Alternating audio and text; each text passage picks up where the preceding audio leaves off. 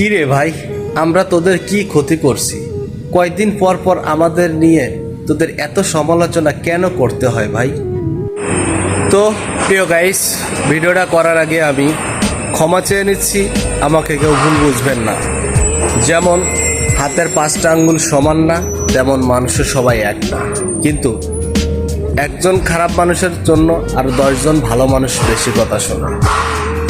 তাই আমার দেশের এয়ারপোর্টে যত মানুষ আছে ওখানে চাকরিজীবী, আসলে সবাই যে খারাপ সেটা বলি না।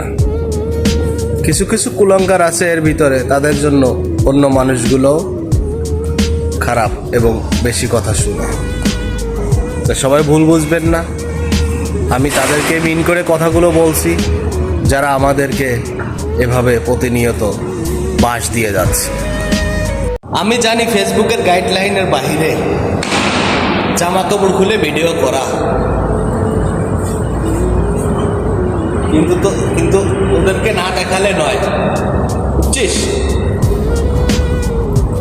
এই দেখ, সকাল থেকে এই পর্যন্ত 3বার গেঞ্জি খুলছি, 3বার গেঞ্জির থেকে এভাবে ঘাম ঝরাইছি।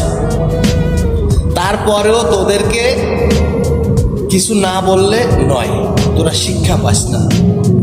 এ মানদের ভূতেরা, তোদেরকে কেন কৈফিয়ত দিব? এয়ারপোর্ট থেকে ফোন 5টা নেব না 1টা নেব? আমরা কি তোদের মতো ঘুষ খেয়ে টাকা ইনকাম করি? সকালবেলা ডিউটিতে আসছি, এই দেখ, এই হ্যামারটার ওজন কত জানিস? আতুরে 10 পাউন্ড।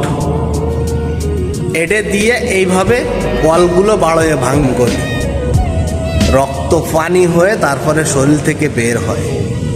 আর তোরা বান্দির ভূতেরা, তোরা ওইখানে বসে বসে এসির তলে থাকে শরীরে তেল জড়ায় নস। আর তোদেরকে আমরা কৈফিয়ত দেব বাংলাদেশে যাওয়ার সময় ফোন 5টা নেব না 1টা নেব? কেন তোদেরকে কৈফিয়ত দিব কেন? আমরা এদেশে থেকে ইনকাম করে এদেশের থেকে ফোন নিয়ে যাই, এদেশের এয়ারপোর্টে আমাদের কৈফিয়ত দেওয়া লাগে না। আর তুমি চান্দি ছিলা বান্দির ভূত, তোমারে আমার কৈফিয়ত দিতে হবে। টাকা কি আমি তোর কাছ দিয়ে নিয়ে বিদেশে আইছি? হ্যাঁ, আমি বিদেশে কামলা দিতে আসছি। আমার বাবা গরিব, আমার বাবা ভাঙা ঘরে থাকে, কিন্তু আমার বাবা বুক ফুলয়ে বলতে পারে যে আমি একজন রেমিটেন্স যুদ্ধর বাবা। আমার ছেলে হালাল পথে উপার্জন করে আমারে 2 টাকা দেয়, আমি তাই দিয়ে চলি।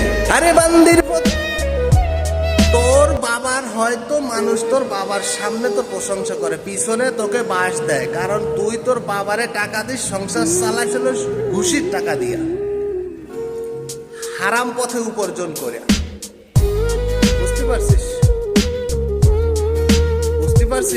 মাঝে মাঝে মনটাই যায় কি জানিস, এই জুতো খুললিয়া, বুঝছো, সেই জুতো খুললে তাদেরকে বাড়াতে পারতাম, ভালো লাগতো। এই জুতো দিয়ে যদি বাড়ায় তাও আমার জুতোর সম্মান কমে যাবে। কেন জানিস? এই জুতো জোড়া কি জুতো জানিস? ভিতরে দেখ লেখা আছে black hammer king brand, Malaysian 390 ring, যা বাংলাদেশের কনভার্ট করে দেখ ওরা 12,000 টাকা দাম পড়ে। তোর কামলা বাপেরা 12,000 টাকা দামের একজোড়া জুতো পরে কাজ করে, বুঝতে পারছিস? মাথার ঘাম পায়ে ফেলে রক্ত পানি করে ইনকাম করে তারপরে নিজে খরচ করে নিজে চলি। ফোন 5টা নিলি তোমারে কৈফিয়ত দিতে হবে, বান্দির ভূত। আমি জানি ফেসবুকের গাইডলাইনের বাইরে জামা খুলে ভিডিও করা, কিন্তু তোদেরকে দেখালাম শরীর থেকে কিভাবে ঘাম সকাল থেকে সন্ধ্যা পর্যন্ত এভাবে ঘাম ঝরে। বুঝতে পারছিস কি কইছি? সতর্ক করে দিই, তোর বাপকে নিয়ে বেশি লাফালাফি করবি না। তোর বাপরা বর্তমান বাংলাদেশের চাবিকাঠি, বুঝতে পারছিস কি কইছি? তুই ফাতিনি তার সোনাটা ধরিয়া এরপরে ঘুষ দিয়ে চাকরি রেছস। আমি প্রবাসে তোর মতো ফাতিনি তার সোনাটা ধরতে আসিনি। আমি আমার বাপ ঋণ হইয়া সুদে টাকা আইনে আমারে দিয়া এই প্রবাসে পাঠাইছে। আমি হালাল পথে উপার্জন করি, তোর মতো ঘুষ খাই না। চান্দিশিলা বান্দির পথ। এখনো বলি সাবধান হয়ে যা।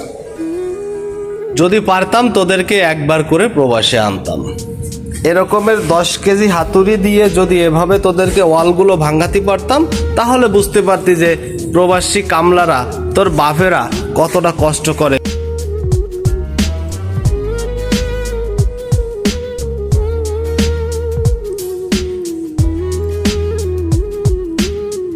এত পরিশ্রমের কাজ করে আমরা চাই 2 টাকা বাঁচায় রাখার জন্য, তাই একটা রুটি খাই অথবা 1 প্যাকেট ম্যাগি কিনে খাই।